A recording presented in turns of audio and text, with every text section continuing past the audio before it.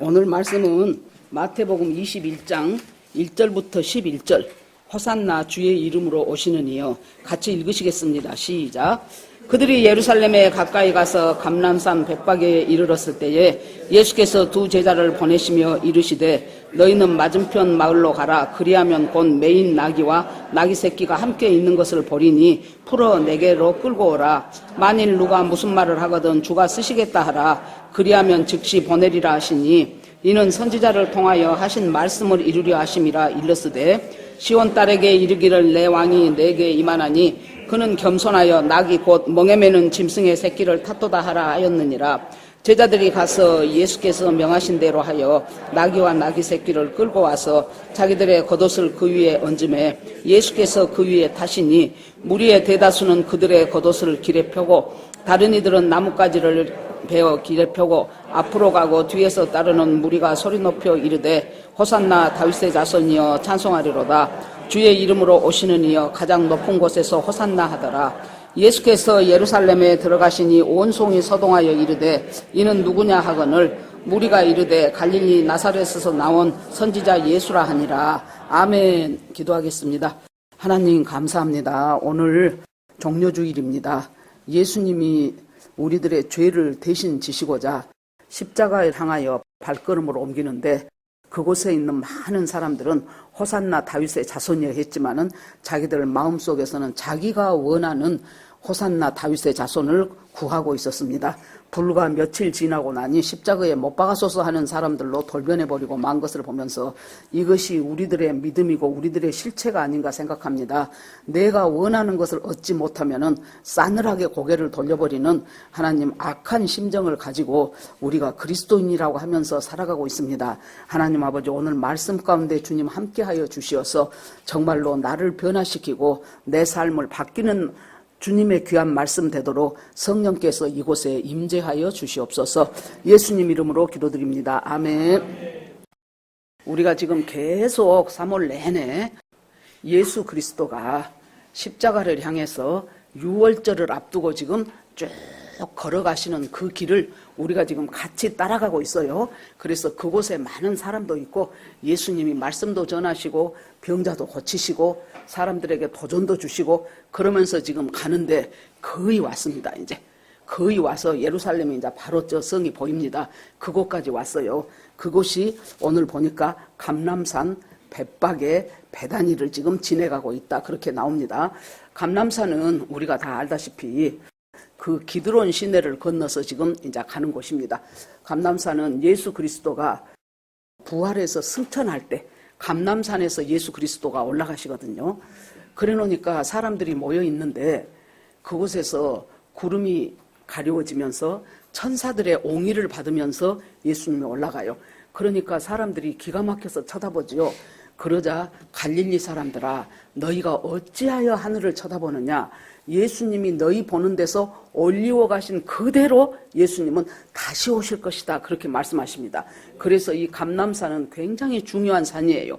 예수님이 승천하신 산이고 그리고 또 다윗이 자기 아들 압살롬이 자기가 왕 되겠다고 아버지 죽이겠다고 반역을 할 때 이 기드론 시내 그쪽을 건너서 갔던 참 비참했던 그곳이 또 감람산 기드론 시내였어요. 그렇게 하고 예수님이 다시 오신다고 약속한 것도 또 감람산입니다. 그래서 여기에 보면은 벳박에 이르렀을 때에 예수께서 두 제자를 보내심에 그랬어요.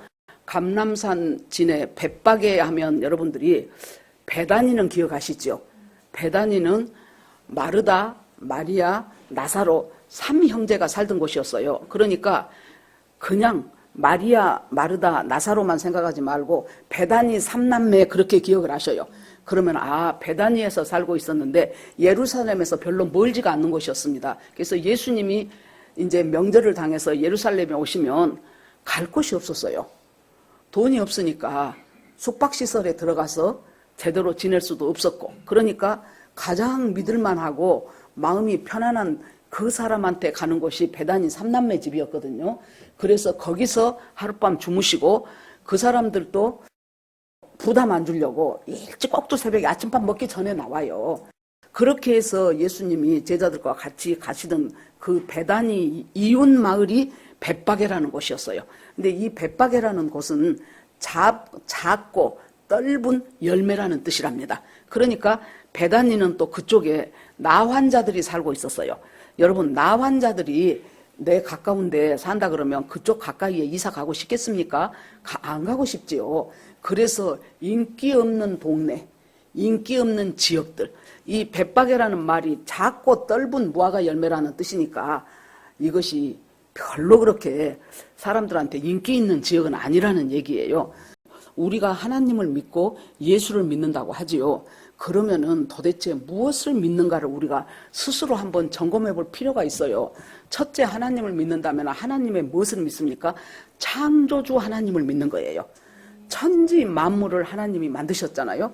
그래서 태초에 하나님이 천지를 창조하시니라 그때 땅은 혼돈하고 공허하고 흑암이 깊음 위에 있었어요. 그리고 하나님의 신은 그 위에 운행하고 있었더라. 그렇게 나오죠.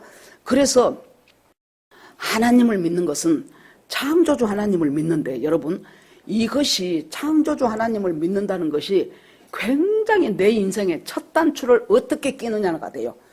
하나님이 창조를 하셨다면은 이 세계만 창조하신 것이 아니고 나라는 사람도 하나님이 창조를 했다는 그 말이에요. 하나님의 피조물이에요. 거기서부터 인생이 출발하는 사람하고 우리 어머니 아버지가 결혼해갖고 살다 보니 나를 낳지 하는 사람하고는 인생에 대한 가치관과 관점이 달라져요. 저 유명한 원로 목사님인 어떤 목사님이 자기가 대학교를 다닐 때 그때 한참 자기 마음속에 정말로 인생이 무엇이며 진리는 어떤 것이며 참 구원은 뭔가 이런 것 때문에 굉장히 고민하고 갈등하다가 서울역에 가갖고 당시에 아이스케이크 통 메고 아이스케이크 장사도 하고 또 무슨 생명보험 외판원도 하고 그렇게 해가지고 돈이 생기면은 그때그때 빵하고 우유를 사다가 그때도 서울역에 가니까 노숙자들이 많았답니다.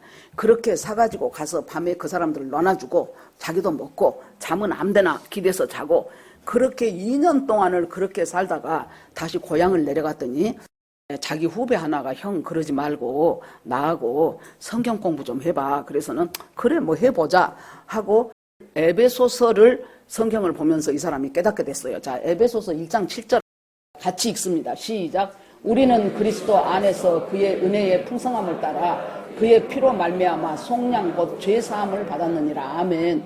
자, 여기에서 이분이 자기가 무엇을 놓쳤다는 것을 알았어요. 그리스도 안에서 in Christ, 헬라어로는 en Christos, in Christ 안에 죄사함이 있고 구원이 있고 은혜가 있다는 것을 이걸 보면서 그리스도 안에가 있는데 나는 모태신앙인이고 교회에서 학생회장하고 성가대하고 맨날 그렇게 살았는데도 나는 그리스도 밖에서 진리를 찾았구나. 그리스도 밖에서 나는 구원을 구했구나. 그런데 세상에 이 간단한 문장 속에 그리스도 안에 그 은혜의 풍성함이 담겨져 있고 그 은혜의 풍성함이 바로 예수 그리스도가 내 대신 죽은 십자가의 보혈이요. 그것을 인해서 내가 죄사함을 얻었구나. 이것을 깨닫고 나니까 정말로 자기의 삶이 달라지면서 그 뒷날 아침에 보는 나뭇가지, 흔들리는 나뭇가지가 다르게 보이고 그냥 돌멩이 길가에 굴러다니는 돌멩이 하나가 그것들도 다 하나님을 찬양하고 노래하는 것처럼 보이더라는 거예요. 옛날에 김소월이란 유명한 시인 알죠? 그 소월의 시 중에 예전엔 미처 몰랐어요라는 시가 있어요. 예전엔 미처 몰랐어요. 봄, 가을, 밤마다 돋는 달을 예전에는 미처 몰랐어요.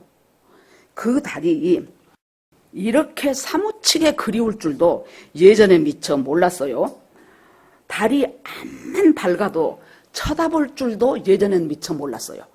이것이 우리가 예수님을 믿고 나면은 제일 처음에 진짜 예수가 내 구주고 그 예수가 내 죄를 위해서 하나님의 아들인 예수가 성부, 성자, 성령, 삼위일체 하나님이신 성자 예수가 이 땅에 사람으로 오셔서 사람 외에는 감당할 수 없는 그 십자가의 죽음을 바로 나를 위해서 죽으셨고 그것이 바로 내가 주님 앞에 죄사함 받은 것이라는 것을 깨닫고 나면은 첫 번째 달라진 것이 뭔 줄 압니까, 여러분?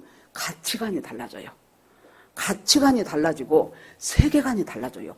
예전에는 미처 몰랐어요. 그리고 내 인생이 성경 안에서 해석이 돼.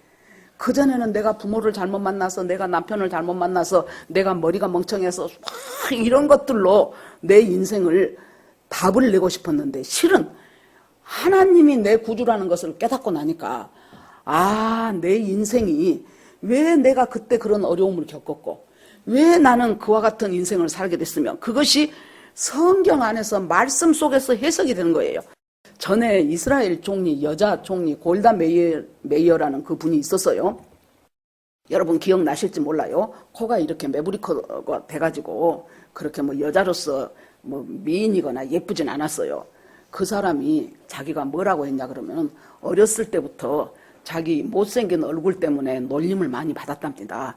그래서 자기가 열심히 공부를 했대요. 그 못생긴 외모를 좀 커버하기 위해서 열심히 공부를 하고 정치학도 많이 공부를 하고 아무튼 그렇게 해가지고 드디어 한 나라의 수상이 됐어요. 그런데 이 여자가 하는 말이 뭐냐 그러면은 내가 부족하다고 생각된 내 인생의 어떤 것들, 어떤 사람은 머리가 나빠서 아무리 공부를 해도 좋은 학교를 못 가. 어떤 사람은 죽으라고 일해도 맨날 나는 돈 버는 재주가 없어갖고 맨날 가난을 면치 못해. 어떤 사람은 자기가 뭔가를 좀 이루어 보려고 하는데 안 돼. 너무나 아까 이 수상처럼 너무나 인물이 못생겨갖고 보는 사람마다 저 여자 얼굴 왜 저렇게 생겼어? 그러는데 이 사람이 결과적으로 자기가 자기 인생에서 부족하다고 한 그 부분이 하나님이 그 부분을 통해서 자기를 부르시더라는 거예요. 그 부분을 통해서 자기를 쓰시더라는 거예요. 못생긴 얼굴을 커버하기 위해서 열심히 공부하고 또 공부하고 또 공부하고 해가지고 결국에 가서 이 사람이 또 제가 어디 하나를 보니까요. 어떤 시골에 앞에 큰 이제 개울이 있는 곳인데 그 농사 짓는 농부가 살고 있었어요.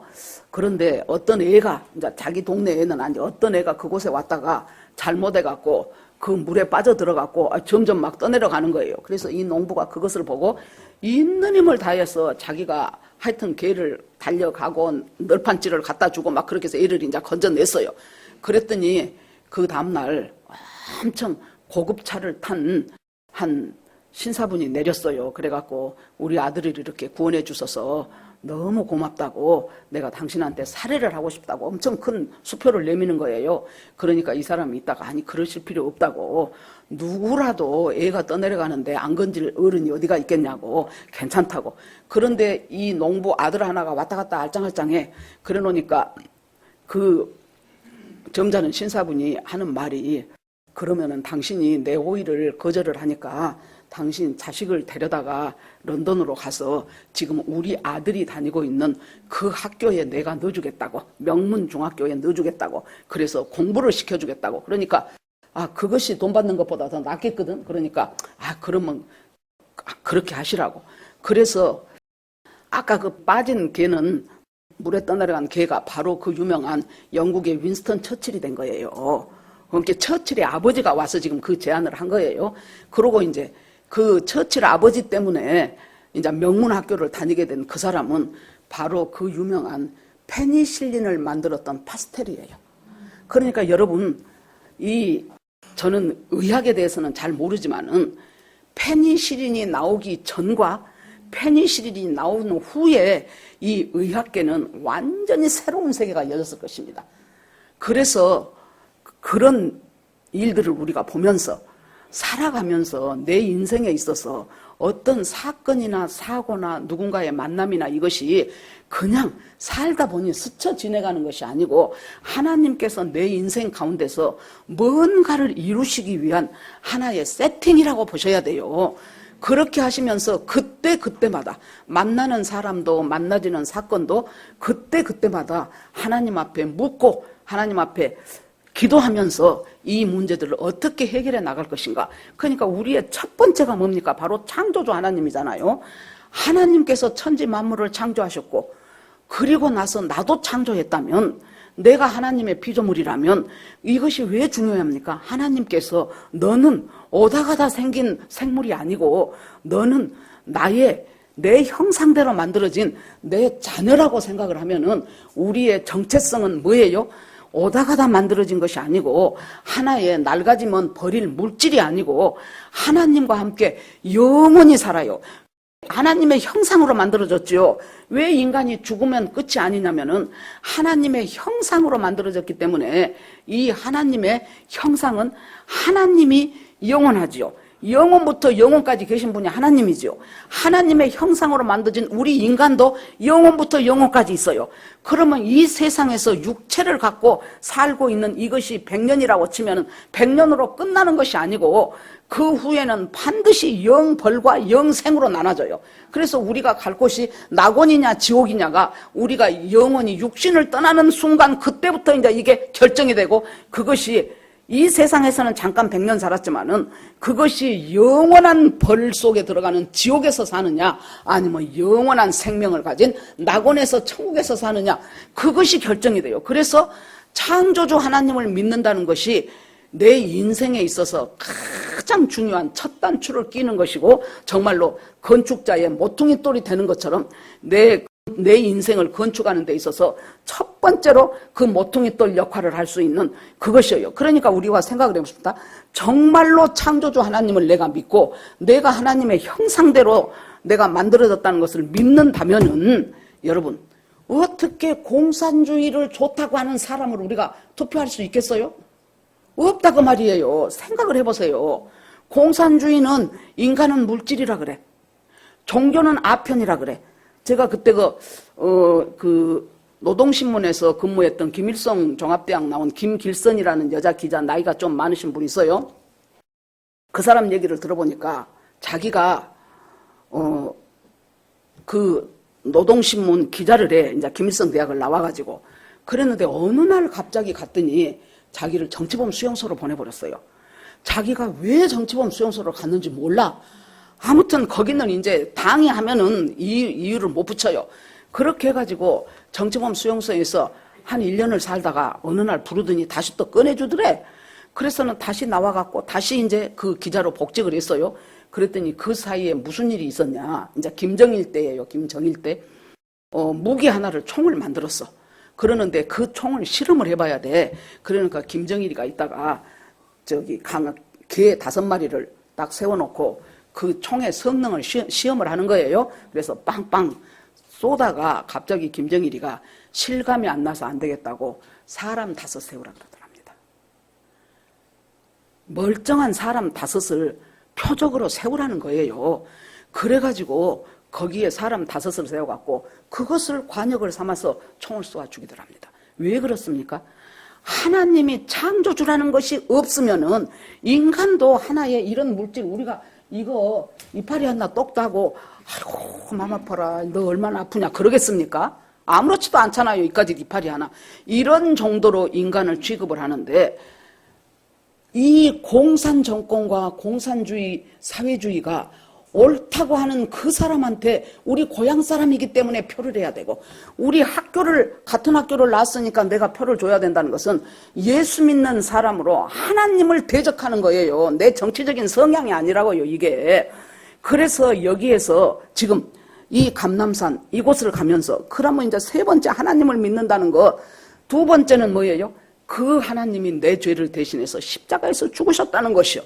3번째는 무엇입니까? 그 죽으신 주님이 죽고 만 것이 아니에요. 만약에 죽고 끝났다면은 예수님은 굉장히 훌륭한 사람인데 세계 4대 성인 중에 한 사람인데 억울하게 십자가에 죽었단다 하고 끝이요.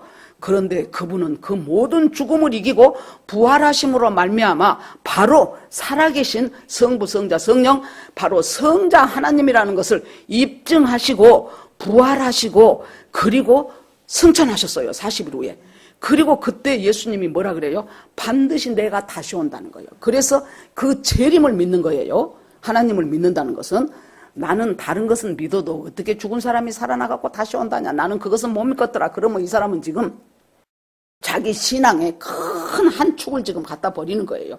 그리고 중요한 것, 우리가 날마다 살아가면서 중요한 것이 뭐예요? 그 하나님이 임마누엘 하셔. 나와 함께 하셔.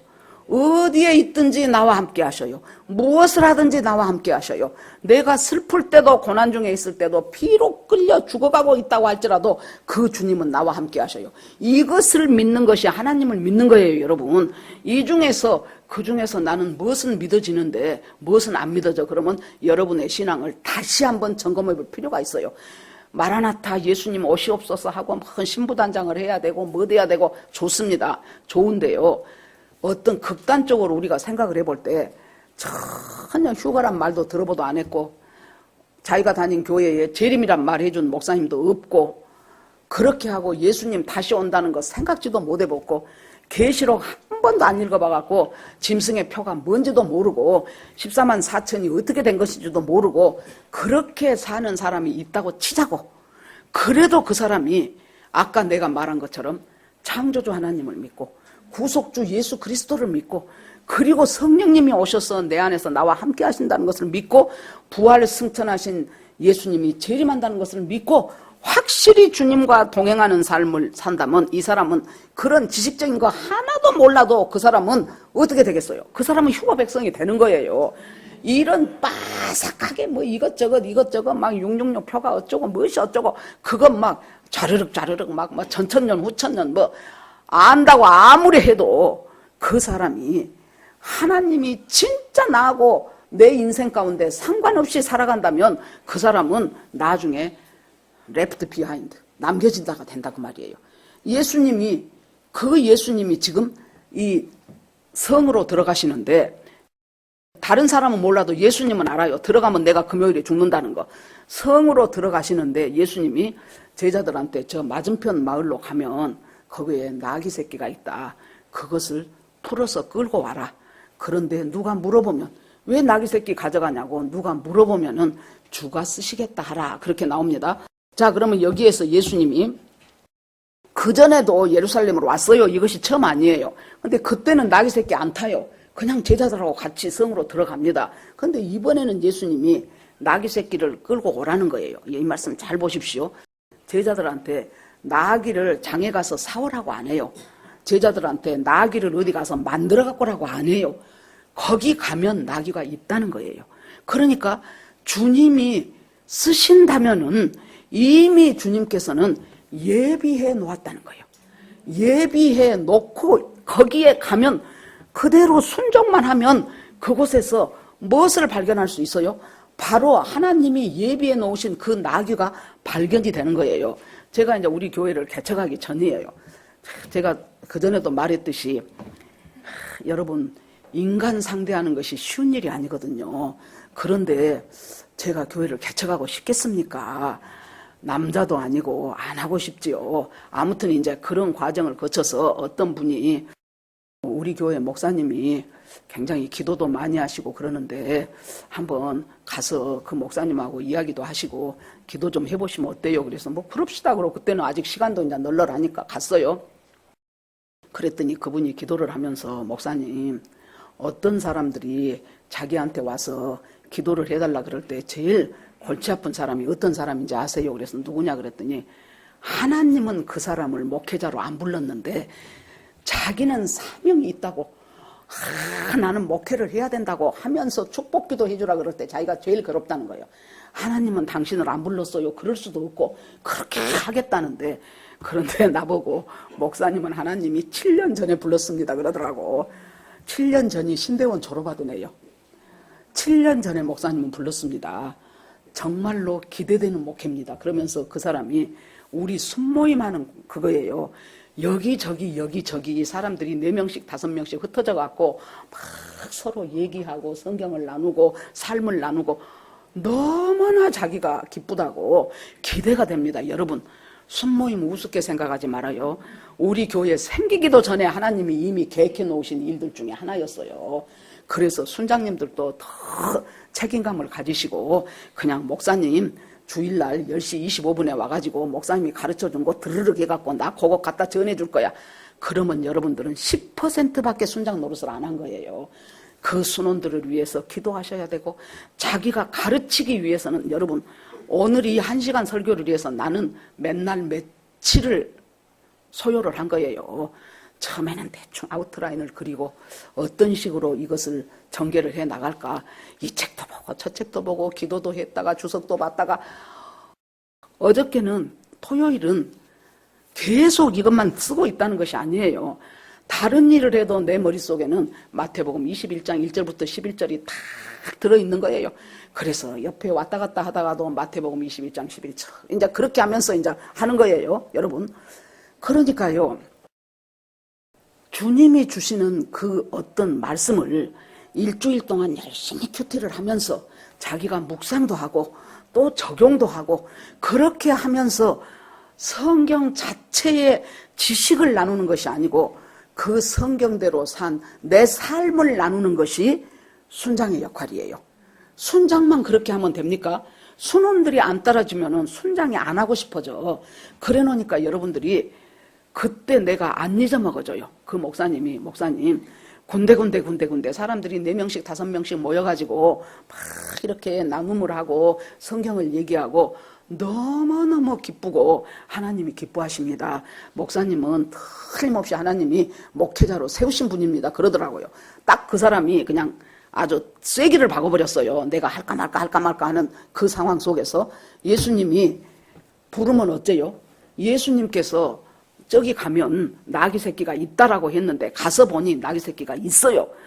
그러니까 우리는 주님이 내가 너를 쓰시겠다 그러면은 알았습니다 하고 가면은 모든 것은 다 준비되어 있어요.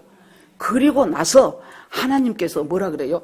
그 사람이, 저는 여러분도 이상하지 않았습니까? 성경 읽을 때 아니 남의 것을 느닷없이 묶여있는 나귀를 갖다가 풀어갖고 데리고 와. 아니 진짜 이건 뭔 순 날강도네. 어떻게 그걸 갖고 오라 그래 남의 것을, 그러잖아요. 그런데 여기에서 누가 물어보거들랑 주가 쓰시겠다고 하라. 이것이 뭡니까? 만유의 주제가 되신 하나님이에요. 모든 것의 주인이 되신 하나님이에요. 그 하나님이 예수 그리스도가 주가 쓰시겠다. 창세기 14장에 보면은 아브라함이 지 조카 롯이 전쟁에 끌려가고 딱 죽게 생겼어. 그러니까 자기 집에서 길렀던 하병들을 전부 데리고 전쟁에 가갖고 싹이게 버립니다. 5개 연합국을 갖다가 싹이게 버려요, 아브라함이. 그러고 오니까 전쟁을 마치고 승리하고 오는 아브라함 앞에 멜기세덱 제사장이 서 있어요. 그러면서 이 아브라함을 축복합니다. 그때 뭐라 그래요? 대주제가 되신 여호와 하나님 아브라함에게 복을 주옵소서 그래요. 그러니까 이 모든 것에 승리하게 하신 분도 하나님이고, 이 자기는 불과 몇백 명밖에 300 몇백 명밖에 안 되는 그 사람을 데리고 가서 그 5개 연합국 사람들을 전부 다 이겨가지고 모두 사람도 물건도 다 끄집어 갖고 올 수 있는, 이것이 바로 아브라함 네가 병법이 좋아서도 아니고 네가 데리고 간 그 사람들이 군사력이 전략이 좋아서도 아니고 이 전쟁의 승리는 하나님께서 하신 것이다. 이것을 전부 주관하신 분이 대주제인 여호와 하나님이요 아브라함에게 복을 주옵소서. 그러니까 이 소돔 왕이 그때 삐쭉삐쭉 나가, 자기들은 다 지금 끌려가 버리고 재산도 다 잃어버렸는데 아브라함이 가서 다 찾아주잖아요. 그래 놓으니까 아이고 사람은 보내고 재물은 네가 다 가지라고 그래요. 그러니까 아브라함이 또 뭐라고 말합니까? 소돔 왕한테 멜기세덱이 자기를 축복했다는 똑같은 소리를 해요. 대주제이신 하나님 아버지 앞에 맹세하노니 나는 결코 어떤 것도 이것 중에서 한 개도 나는 가져가지 않겠다. 이 전리품 하나도 가져가지 않겠다. 왜 그 대답이 나왔을까요? 이 전쟁을 승리하게 하신 분은 내가 아니고 하나님이다. 이때 멜기세덱이 먼저 나갔지요. 멜기세덱 제사장이 먼저 가서 아브라함을 축복했다는 것은 아브라함도 사람인데 자기가 그 고생을 하고 목숨을 걸고 했는데 이 재물은 다 너 가져 그러면 아이고 가져볼까 그 생각이 들 수도 있어요. 그런데 그 앞에 주님이 보내신 멜기세덱이 먼저 나와가지고 대주제인 하나님 아브라함을 축복하옵소서. 아브라함의 그때 축복은 뭐였어요? 아, 이 모든 것을 승리로 하게 하신 분이 대주제인 하나님이시구나. 그걸 깨닫고 자기도 소돔 왕 앞에 대주제인 하나님 앞에 나는 이거 안 가져가겠다. 그렇게 말씀하잖아요. 그래서 나귀 새끼 가져오너라. 그러니까 대주제예요. 대주제이신 하나님이 쓰겠다고 하니까 아마 그때 나귀 주인은 그때 확 성령이 임하지 않았을까, 제 생각은 그래요. 아, 이것은 꼭 어쩐지 내가 내야 될 것 같아. 이것은 주가 쓰신다 그러니까 이것은 내가 반드시 드려야 될 것 같아.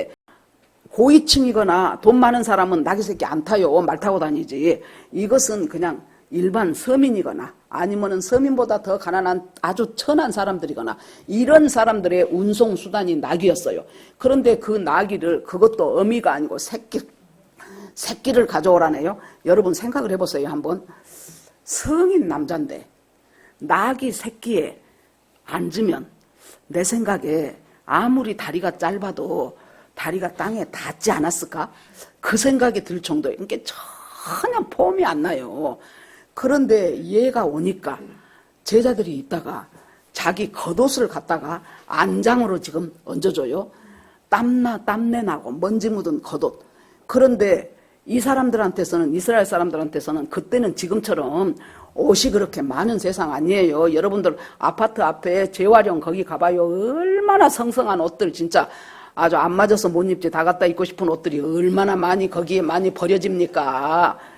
그런데 그때는 옷이 그렇게 흔한 세계가 아니야. 기껏해야 한 2벌이나 있어요. 그런데 이 겉옷은 자기의 외출복이자 저녁이 되면은 이불이 돼. 그 겉옷이 이불이 돼요. 그래서 이 겉옷은 자기의 재산 목록에 들어가고 자기의 지위를 설명해주고 자기의 명예를 갖다주는 굉장히 귀한 옷이 겉옷이에요. 그러나 겉으로 볼 때는 냄새나고 땀나는 겉옷이단 말이에요. 그것을 갖다가 예수님의 안장에 얹어요. 그래 놓으니까 다른 사람들, 그 연도에 있던 좀 순례자들, 지금 6월절을 맞아서 가기 때문에 엄청 많은 사람들이 지금 왔습니다. 각곳에서. 그 사람들이 가면서 자기들도 겉옷을 번져갖고 예수님 가는 그 길에 막 깔아요. 그러니까 여러분 우리가요 가정에 서고 교회에 서고 이렇게 보면은 항상 먼저 겉옷을 벗는 사람이 있어야 돼요. 남의 눈치만 보지 마시고 아, 이 일은 내가 먼저 해야 될 일이구나 하고 먼저 겉옷을 벗어요. 그것이 자기 지위가 됐든지 명예가 됐든지 아니면은 돈이 됐든지 먼저 그 옷을 벗기 시작하면은 나중에 사람들이 따라서 벗는 사람들이 생기게 되면서 그러면서 그 자기가 벗어놓은 옷 위로 사람들이 또 이제 나뭇가지를 갖고 와서 막 흔들어요. 종려나뭇가지를 갖다가 흔듭니다. 그러니까 그래서 오늘이 종려주일이에요. 종려나뭇가지를 흔들었다고 해서 그러면서 예수님이 그 위를 지나갑니다. 여러분 우리는 예수 믿고 구원받은 우리는 전부 뭐라고 생각합니까? 나귀예요. 나귀. 그러니까 사람들이 찬송하리로다 다윗의 자손이요 호산나 호산나로는 지금 즉시 구원하소서 그 말이에요. 호산나 호산나 다윗의 자손이여 찬송하리로다. 그러니까 나귀가 저한테 한 줄 알고 목에 뻣뻣해지면 어떻게 되겠습니까? 그 나귀는 버려져야 돼요. 우리가 인생 살아가면서 내가 한 것보다 훨씬 더 큰 효과를 낼 때가 있어요. 나는 별로 그렇게 안 했는데 내가 그냥 조금 노력했는데 굉장히 성과가 좋아. 내가 조금 수고했는데 머리 좋고 공부 잘하는 애들은 다른 사람 4시간 5시간 할 거 저는 1시간만 해도 1등 한다니까요. 수고를 내 수고보다 훨씬 더 큰 효과가 왔어. 그럴 때 모개를 꼿꼿이 해갖고 저것들은 머리가 멍청해갖고 공부를 하면 여러분 공부를 못한 사람의 특징이 여러분 뭔 줄 압니까? 핵심을 못 찾더구만. 그 과목에서 핵심이 뭔가를 몰라. 이 과목에서 선생님이 굉장히 중요하다고 핵심적으로 말한 것은 잊어버리고 쓸데없는 것을 막 외우더라고. 막 쓸데없는 거. 이거 아무것도 필요 없는 것인데 그걸 부지런히 외워요. 그걸 보면서 우리 주님이 문제가 안 되겠다 싶으면은 찍어주듯이 일타 강사가 찍어주듯이 이것은 밑줄 짝이다 하면서 찍어서 가르쳐주듯이 우리 주님이 우리한테 뭘 가르쳐주고 있습니까? 너희들은 나귀야. 네가 사람들이 찬송하리로다 하니까 네가 찬송받은 것으로 착각하지 말어. 너는 나귀 새끼여. 그것도 그러는데 어떻게 할 때 예수님을 환영하면서 다윗의 자손이여 찬송하리로다 찬송하리로다 그렇게 할 때 아 이것은 하나님이 받아야 되고 예수님이 받아야 될 찬송이지 나를 향한 찬송이 아니다. 나는 지금 예수님을 태우고 가고 있다는 것만 해도 나는 엄청난 영광이다. 이 자세를 견지한다면 여러분은 어떤 성공이 오더라도 그 성공 때문에 망해지지는 않을 것입니다. 그래서 이제 끌고 가는 거예요. 자, 그러자 예수님이 이것은 왜 그렇게 예수님은 딴 때는 그냥 걸어갔는데 이때는 왜 그토록 나귀를 타야만 했을까? 그것도 새끼 나귀를. 그랬더니 이것은 선지자를 통하여 하신 말씀을 선지자가 이미 이 말씀을 했다는 거예요. 어떤 선지자냐? 스가랴 선지자 9장 9절에 보면은 시온 딸에게 이르기를 내 왕이 내게 임하나니 그는 겸손하여 나귀 곧 멍에 매는 짐승의 새끼를 탔도다. 이 스가랴 선지자는 예수님 오기 거의 500년 전 선지자예요.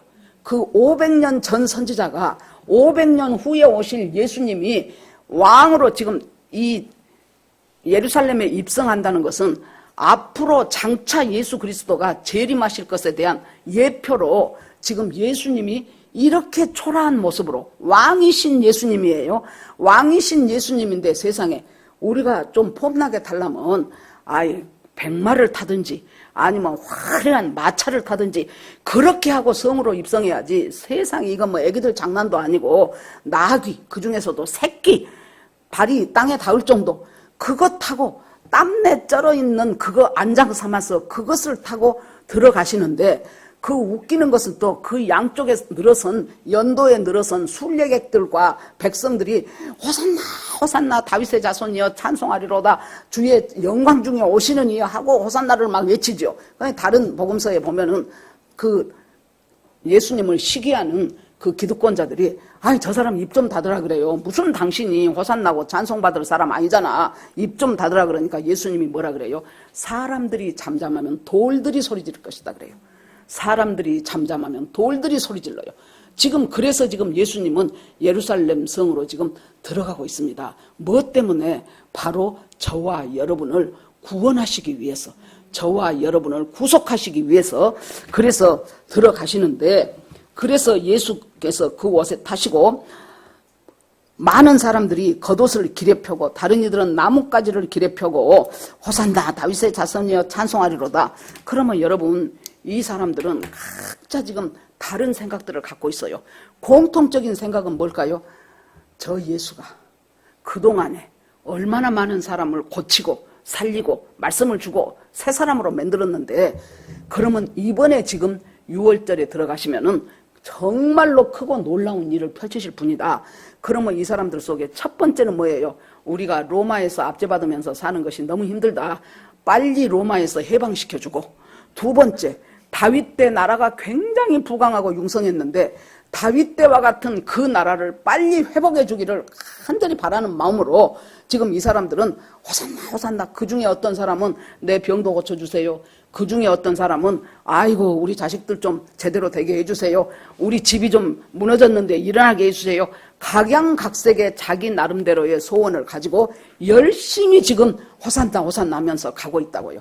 우리가 지금 신앙생활을 하는 가운데서 보면은 정말로 이제 하나님 앞에 눈 뜨고 나니까 주님 예전에 미처 몰랐어요. 봄, 가을 돋는 달이 저렇게 밝은 줄을 예전에 미처 내가 몰랐어요. 하나님, 이 모든 인생 가운데 펼쳐지는 주님의 놀라운 사건들이 참으로 하나님의 은혜였다는 것을 내가 예전에 미처 몰랐어요. 그러면서 주님 속에서 계속해서 은혜의 소망이 터져 나오고 하나님과 함께 동행하며 그렇게 되면은 우리가 살아가는 인생관 중에서 세상에서 진짜 가치 있다고 생각하는 것이 하나님의 가치 속에 딱 넣어놓으니까 어떻게 됩니까? 이것이 별것이 아니네 하는 것을 깨닫게 돼요. 그것이 다 상대적인 것으로 깨닫게 돼요. 그러니까 바울이 뭐라 그랬어요? 이 바울은 우리가 알다시피 그 당시에 최고 아주 상위 1% 안에 들어가는 사람이었어요. 그 당시에 가말리엘 문화의 문화생이었지요. 거기다가 그 당시에 그렇게 갖고 싶었던 로마의 시민권을 갖고 있었지요. 베냐민 지파지요. 뭔 버릴 것이 없어요. 가문이나 문벌이나 모든 것으로. 그랬는데 다메섹 도상에서 예수를 딱 만나서 그 예수님을 만나고 나니까 자기가 뭐라 그래요? 지금까지 내가 이 세상에서 잘 살기 위해서 그토록 많이 쌓아놨던 스펙, 그것들이 예수 그리스도의 그 가치에 비하니까 이것들은 배설물이더라는 거예요. 배설물이어가지고 그 싹 이제 없애버리는 거예요. 그러고 나서 참 가치인 예수의 가치 속으로 들어오니까 인생관이 달라져요. 진짜 그전에는 몰랐던 저 달이 저렇게 밝은 것을 내가 예전에는 몰랐는데 그것도 바로 하나님이 주시는 그 은혜였구나. 그걸 안 거예요. 전에도 제가 말씀드렸는데 그때 우리 교회도 한번 오셨어요. 남아프리카 공화국에 그 CCC 간사로 가 있는 지금 목사님인데 그분이 아무튼 저기 나주군 어디면 그렇게 해갖고 전기불도 잘 안 들어온 그런 데서 아무튼 이제 대학으로 왔어요. 그래가지고 자기가 전남대학교를 와가지고 내가 그때 예수 예자도 모를 때 그때는 알았다. 하도 오랜만에 아들을 하나 낳았는데 맨날 병치료를 해. 그러니까 자기 할머니가 병을 고치려고 점쟁이한테도 가보고 어디도 가보고 막 그래도 그러니까 나중에 점쟁이가 그랬대. 다 해도 안 되면 교회를 보내시오 그랬대. 이 점쟁이들도 보면 같은 연계에 있다고 또 이렇게 잘해줄 때가 있어요. 다 해도 안 되거들랑 교회를 보내시오. 그래서 자기 할머니의 허락하에 자기 집에서 자기 하나만 교회를 다닌 거예요. 그래서 이제 교회를 열심히 다니다가 대학생이 되면은 내가 진짜 머리 길고 얼굴 하얗고 몸 가늘가늘한 그 여학생하고 나는 사귀리라. 그렇게 하고 이제 청운의 부푼 뜻을 갖고 이제 전남대학교로 왔어요. 그러니까 그렇게 이쁘게 생긴 여학생한테 옛날 우리 때는 나 한 3년 정도 선배예요. 옛날 우리 때는 어쩐 줄 압니까? 가갖고 나하고 커피 한잔 하실까요? 그래. 그러면은 안 한다고 그래. 그러면 또 다른 여학생한테 나하고 같이 차 한잔 하실까요? 옛날 우리 때는 맨날 그렇게 이제 구애를 했어요. 그랬더니 다 안 한다 그래. 다 안 한다고. 그래서 한번 물어봤대요. 도대체 내가 왜 싫으냐고. 왜 나하고 차 한잔을 같이 안 하려고 그러냐고. 그랬더니 그 여학생 말이 자기를 우아래로 한번 딱 훑어보더니 키도 쬐끄맣구만 그러더래요. 한 160 조금 넘을까? 그 정도 될 거예요. 남자가 161, 2 되면 적은 키지요. 그래갖고 이 키를 갑자기 자기가 늘릴 수도 없고 막 너무너무 괴롭더래. 그렇게 하고 이제 1학기가 지나간 거예요. 그래서 여름방학 때 자기 큰 나주군 어디면 거기에서 여대생이 하나 있는데 자기보다 한 1, 2년 선배예요. 교육대학을 다닌 여대생이 하나 있었어요. 그 누나가 내가 너 좋은 데 데리고 갈 테니까 나랑 같이 가자. 그래서 어디 그랬더니 서울에서 CCC 수련회를 하는데 그것은 막 7박 8일 그렇게 해요. 그래서 가만히 생각하니까 차비도 전부 자기가 대주고 거기 수련회비도 전부 그 누나가 다 대주고 그렇게 하고 너는 그냥 서울 구경만 하라는 거예요. 그래서 생각해보니까 손해날 것이 하나도 없더래. 자기 속으로 머리를 굴렸어요. 첫날만 참석하고 그 다음부터는 자기 가고 싶은 데 가고 그러고 갔다 오자. 그래갖고 첫날 딱 가니까 학생들이 새까만 학생들이 많이 모였는데 김중곤 목사님이 딱 이제 우리 같으면 주보지요. 그래서 이렇게 제목을 보니까 예수는 누구인가. 그래서 자기 속으로 예수가 누군지 모르는 사람이 여기까지 왔겠냐. 아이고 목사님 잘못 골랐네. 예수가 누군지 모르는 사람이 이 7박 8일 수련회를 한다고 왔겠습니까? 그러고는 그래 나는 오늘만 예의상 참석해주고 내일부터는 이제 내 자유다. 그렇게 딱 했는데 목사님이 말씀을 나긋나긋 조곤조곤 전하는데 자기도 모르는 사이에 얼마나 자기가 울면서 나는 할머니 도움으로 3살인가 4살 때부터 교회를 다니기 시작했는데 나는 진짜로 예수를 모르는 사람이었구나. 예수가 누구인지를 모르는 사람이었구나. 그러면서 얼마나 하나님 앞에 내가 하나님 몰랐습니다 하고는 하루만 있다 갈라던 그 수련회를 끝까지 다 참석을 하고 가고 나니까 어떻게 된 거예요? 가서 노니까 여러분 예수를 믿으면서 변화가 안 된다는 것은 그것은 기적이요. 예수를 믿으면은 마땅히 당연히 변화가 와야 돼요. 내 삶에. 예수를 믿고 예수를 내 구주로 영접했다는데 그리고 아무 일도 없었다. 그것은 여러분 기적이라니까요. 기적. 이 사람이 1학기 여름방학을 지내고 딱 가니까 이제 뭐가 달라져요? 공부하는 자세가 달라져. 아까 1학기 때는 이쁜 여학생 만나려고 했잖아요.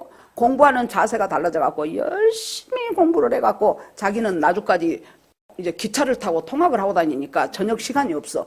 그러니까 이제 어떻게 성적이 탁월하게 좋으니까 후배들이 와서 형 어떻게 하면 형처럼 공부를 잘할 수 있어? 그러면은 자기가 쫙 어디 가면 CCC 외관이 있는데 거기 가서 예수 믿어라. 그러면 공부 잘해진다 그랬대요. 그렇게 해갖고 나중에 뭐 3학년 때인가 언제 아무튼 그 농대 그 수의학과를 다녔는데 그 이제 이 동물의 뼈 그런 것들을 이제 막 뼈의 이름을 외우고 이제 하는 것이 엄청 많대요. 그래 놓으니까 애들이 아주 요만한 쪽지에다가 전부 다 컨닝 페이퍼를 만들어 갖고 이제 여기다 놔두고 이제 그놈 보고 쓰고 뭐 전부가 그래 거의. 근데 자기는 예수를 믿고 나니까 그 짓을 못 하겠는 거예요.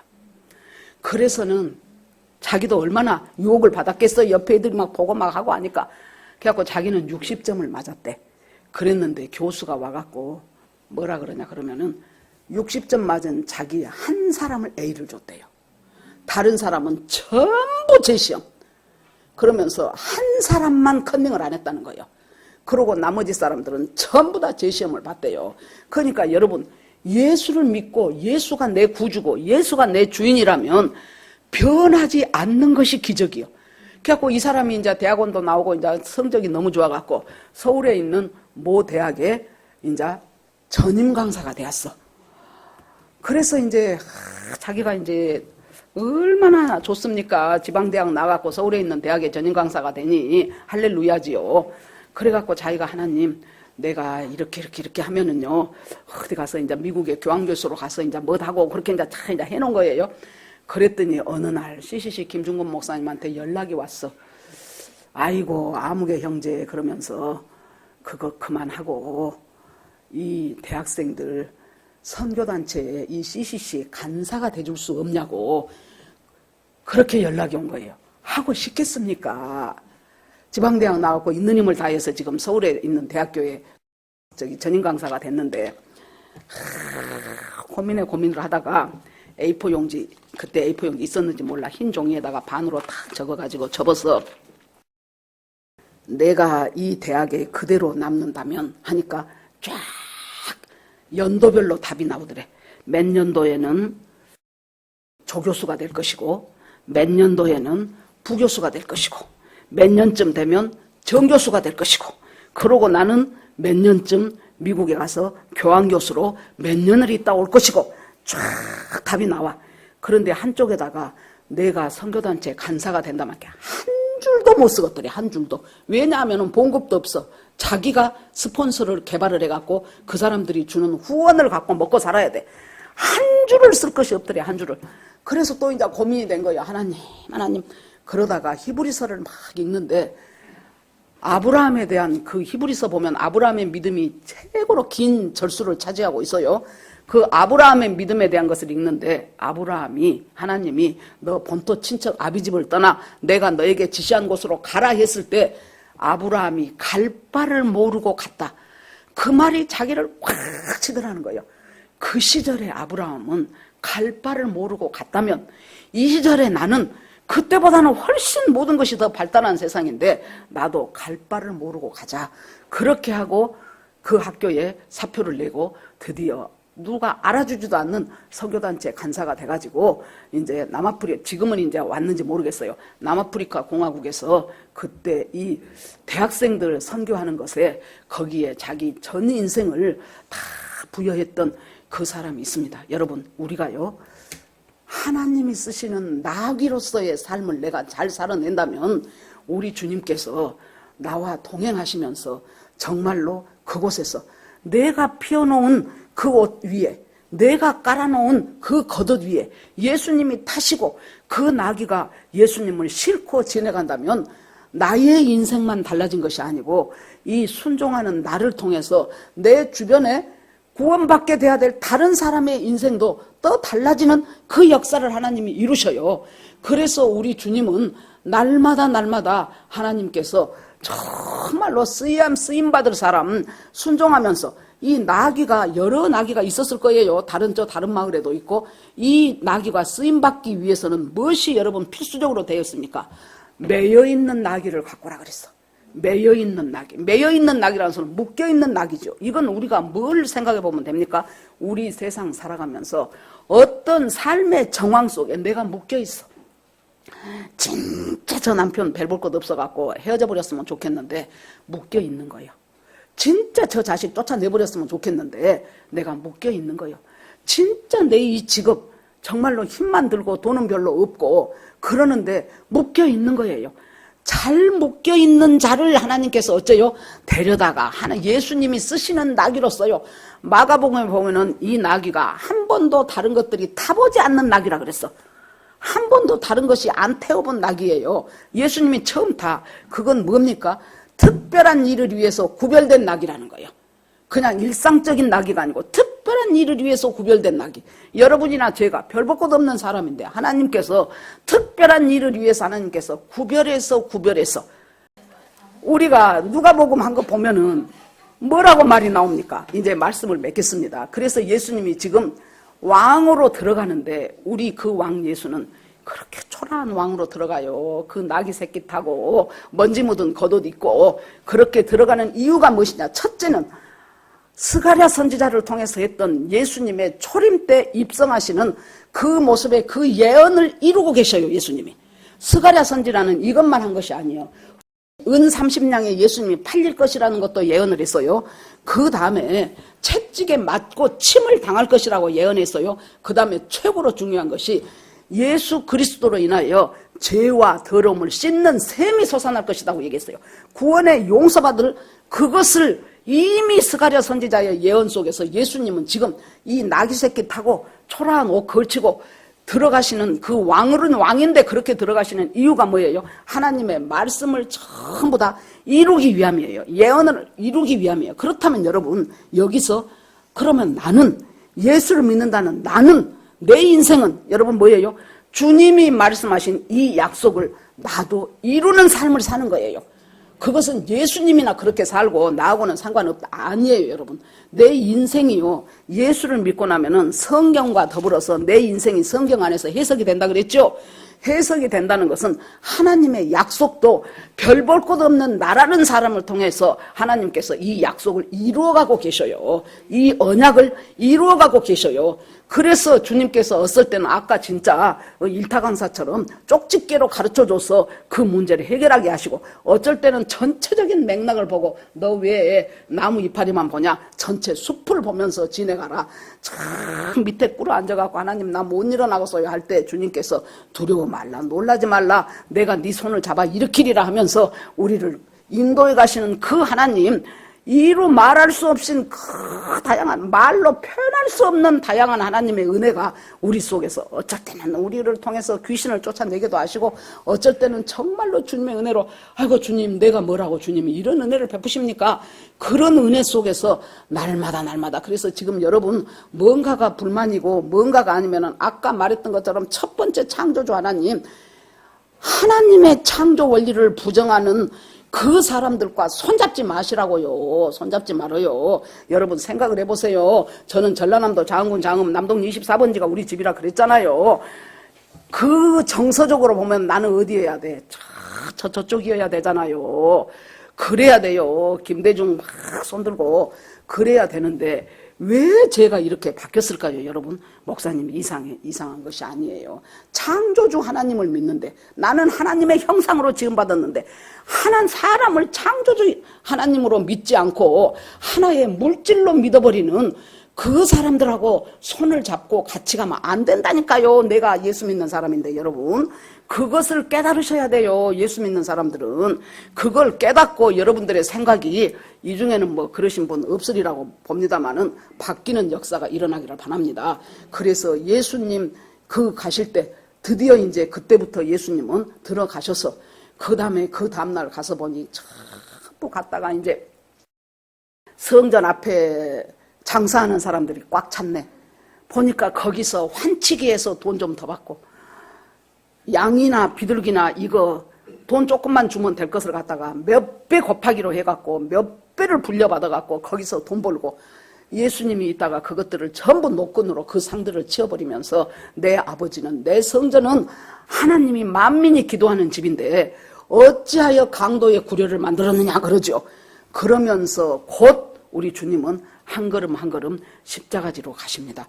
그 십자가 지시는 그것을 위해서 지금 종려주일에 종려나무 가지를 흔들면서 예수님을 환영하는 그 인파들 속에서 정말로 예수 그리스도가 내 구주이고 내 인생에 정말로 모퉁이 돌이자 머릿돌 되시는 주님, 오늘 할 것입니다. 건축자들이 이 모퉁이 돌 되시는 예수님을 별 볼 것 없는 돌인 줄 알고 던져버렸어요.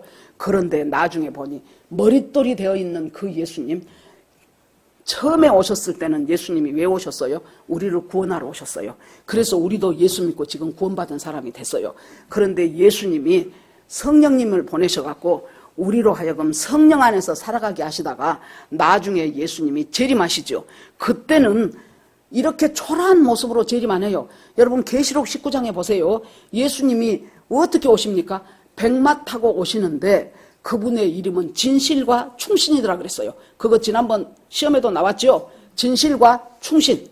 그분은 이제는 어떻게 오세요? 심판주로 오셔갖고 싸우시리라 그랬어요. 그때는 심판주로 오셔요.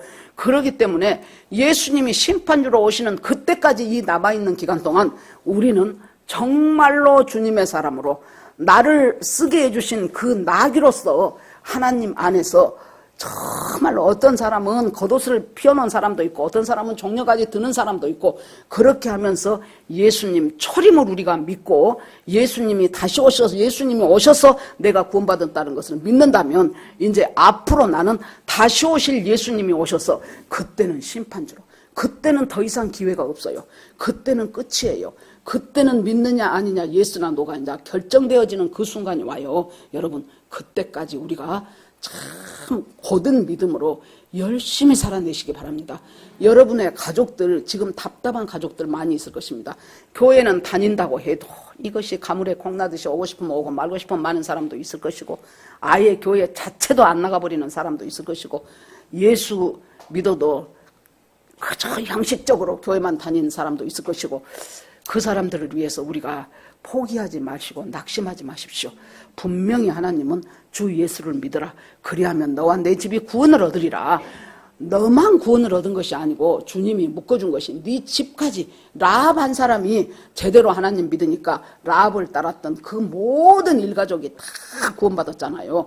낙심하지 마시고 정말로 믿지 않는 자식, 형제, 부모들을 위해서 기도하면서 성령의 역사가 우리 가정에 일어나기를 그리하여 낙이 타고 가시는 예수님을 우습게 보지 말고 그 예수가 내 구주라는 것을 굳건하니 붙잡고 날마다 복음 안에서 정진하는 저와 여러분이 되기를 주의 이름으로 축원합니다.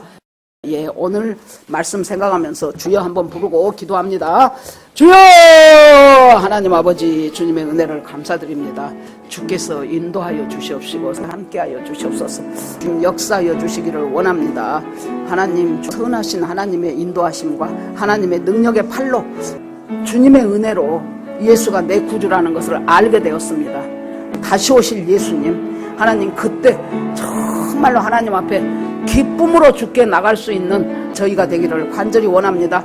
제자들 교회 고산이부터 시작해가지고 신병호 집사님에게 이르기까지 모든 교우들이 정말로 하나님 앞에 아버지 예수님을 태우는 작은 나귀들이 되게 하여 주시옵시고 하나님의 아버지 기쁘신 뜻 가운데서 저희들이 하나님의 형상대로 지음받은 인간이 어떻게 하나님의 형상대로 살아가야 될 것인가를 날마다 주님이 주시는 은혜와 주님이 주시는 능력 안에서 살아가는 저희 모두가 되기를 간절히 원합니다. 예수님 이름으로 기도합니다. 아멘.